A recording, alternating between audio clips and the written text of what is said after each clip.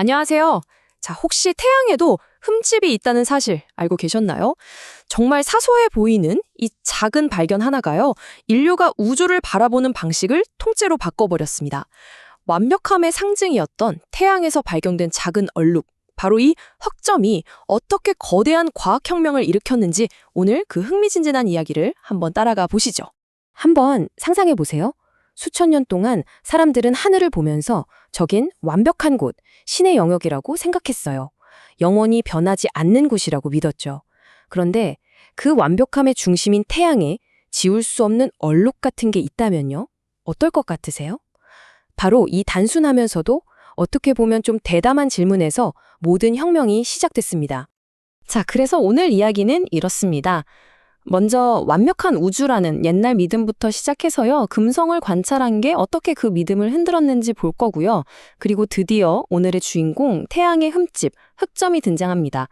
이게 어떻게 새로운 과학 시대를 열었고 또 그 정신이 지금까지 어떻게 이어져 오고 있는지 차근차근 짚어보겠습니다. 네, 첫 번째 이야기 바로 완벽한 우주입니다. 갈릴레오가 망원경으로 하늘을 보기 전까지 사람들은 세상을 어떻게 이해하고 있었을까요? 자, 이게 무려 1000년이 넘는 시간 동안 정말 누구도 의심하지 않았던 절대적인 진실이었습니다. 바로 천동설이죠. 지구가 우주의 중심이고 하늘에 있는 모든 것, 태양이나 행성 같은 것들이 전부 우리 지구를 중심으로 완벽하게 돌고 있다, 이렇게 믿었던 거예요. 사실 이 생각 깊숙한 곳에는요, 일종의 철학 같은 게 깔려 있었어요. 뭐냐면 우리가 사는 이 땅은 막 변하고 불안전하잖아요? 하지만 저 높은 하늘은 신의 세상처럼 완벽하고 영원하다, 이런 믿음이 있었던 거죠. 그런데 말이죠, 이 완벽해 보였던 세계관에 처음으로 금이 가기 시작합니다. 그 균열을 만든 게 누구였냐면 바로 금성이었어요. 여기서 진짜 재밌는 게 뭐냐면요, 이 천동설과 지동설 두 모델이 금성의 모습에 대해 완전 다른 예측을 내놨다는 거예요. 이건 뭐 과학의 시험대 같은 거였죠. 그냥 망원경으로 금성을 보기만 하면 누가 맞는지 바로 답이 나오는 상황이었습니다. 만약에 천동설이 맞다면 금성은 지구랑 태양 사이에 갇혀서 도는 거니까 우리 눈에는 늘 초승달이나 금음달처럼 보여야 했어요. 보름달 모양은 절대 나올 수가 없죠. 그리고 마침내 1610년, 갈릴레오가 인류 최초로 망원경으로 그 답을 확인합니다. 그가 본 금성은 놀랍게도 보름달처럼 둥근 모습이었어요. 이건 뭐죠? 금성이 태양 주위를 돌고 있다는 정말 빼도 박도 못하는 증거였습니다. 1000년 동안 굳건했던 믿음이 와르르 무너지는 순간이었고 지동설의 완벽한 승리였죠. 하지만 이야기는 여기서 끝나지 않습니다. 바로 그 같은 해에 훨씬 더 충격적인 게 발견되거든요. 바로 태양 자체의 흠집, 흑점이었습니다. 1610년은 진짜 과학의 역사에서 혁명적인 한 해였어요.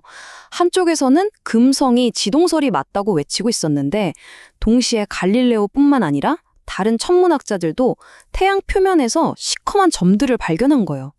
아니, 완벽해야 할 태양에 얼룩이 있다니, 이건 정말 상상도 못할 일이었죠.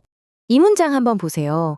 태양의 표면은 불완전하다. 점들이 있고 심지어 변한다. 지금 우리가 들으면 흑점이구나 하겠지만 당시 사람들한테는 정말 엄청난 충격이었을 거예요. 신성하고 완벽하다고 믿었던 태양이 사실은 흠집도 있고 심지어 모습이 변하게까지 한다. 이건 그냥 우주관 자체가 무너지는 소리였죠. 그런데 더 놀라운 사실이 기다리고 있었습니다. 이 흑점들이요, 그냥 가만히 박혀있는 얼룩이 아니었던 거예요. 매일 보니까 조금씩 태양 표면을 가로질러서 움직이는 겁니다. 이게 뭘 의미할까요? 답은 딱 하나였어요. 바로 태양 그 자체가 돌고 있다는 거죠. 자전하고 있었던 겁니다.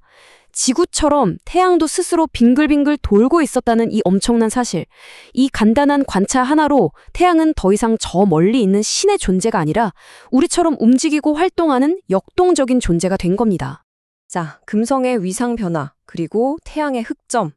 이 두 가지 결정적인 발견은요, 단순히 우주가 이렇게 생겼구나 하고 지도를 바꾼 데서 그치지 않았어요.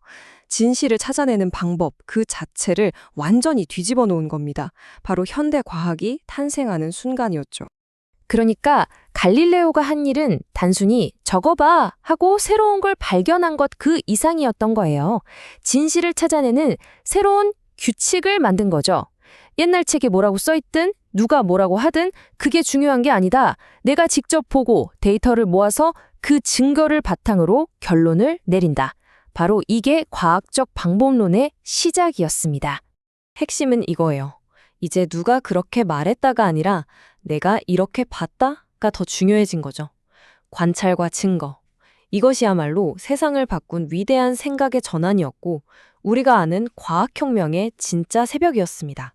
자, 그럼 이 400년도 더 된 옛날 이야기가 지금 우리랑 무슨 상관이 있을까요? 사실 갈릴레오가 시작한 이 혁명은요, 바로 지금 이 순간에도 계속되고 있습니다. 요즘 혁명이라고 불리는 것들을 한번 볼까요? 인공지능, AI도 그렇고요. 생명의 코드를 바꾸는 유전자 편집 기술, 또 우리가 세상을 이해하는 방식을 근본부터 바꾸고 있는 양자역학까지. 이 모든 게 사실 400년 전 갈릴레오가 그랬던 것처럼 우리가 당연하다고 생각했던 것들을 깨부수면서 세상을 바꾸고 있잖아요. 그리고 이 엄청난 발전들의 가장 중심에는 400년 전이나 지금이나 똑같은 원리가 있습니다. 바로 데이터와 실험, 증거를 가지고 우리가 아는 세상의 경계를 계속해서 넓혀나가는 것. 갈릴레오가 길을 닦아놓은 바로 그 방식이 오늘날 과학을 움직이는 강력한 엔진인 거죠. 마지막으로 여러분께 이 질문을 한번 던져보고 싶네요. 완벽하다고 믿었던 태양에 흠집이 있었던 것처럼 지금 우리가 이건 절대적인 사실이야 라고 믿고 있는 것들 중에는 과연 어떤 것이 미래의 어떤 위대한 관찰 하나로 산산조각 나게 될까요? 이 질문을 남기면서 오늘 이야기는 여기서 마치겠습니다.